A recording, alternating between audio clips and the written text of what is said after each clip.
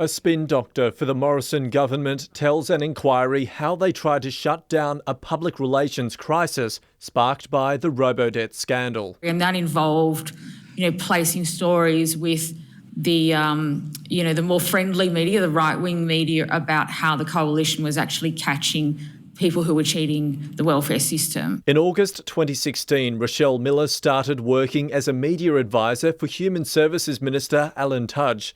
As negative stories of the scheme surfaced over the following summer, she says she developed a media strategy of pushing a counter-narrative. Feedback from the Prime Minister's office that actually this was playing quite well in marginal seats, Western Sydney, that type of thing. The crisis management also included correcting the record when victims of the scheme spoke out, with the Minister's office releasing information about their cases to the media. Did you notice any impact of the decision to release personal information into the media upon the nature of media stories from that point?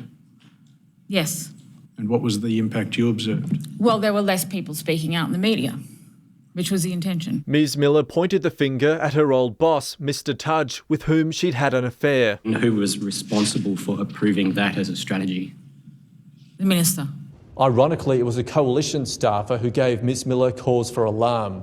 The Commission heard the staffer ask Ms Miller for help after receiving a debt notice relating to her student days. Ms Miller put her in touch with the departmental officer and the debt was wiped once the staffer provided payslips. I did start to wonder how the bulk of people who received welfare payments were going to manage that. Mr Tudge is scheduled to give evidence tomorrow. Alexander Lewis, ABC News.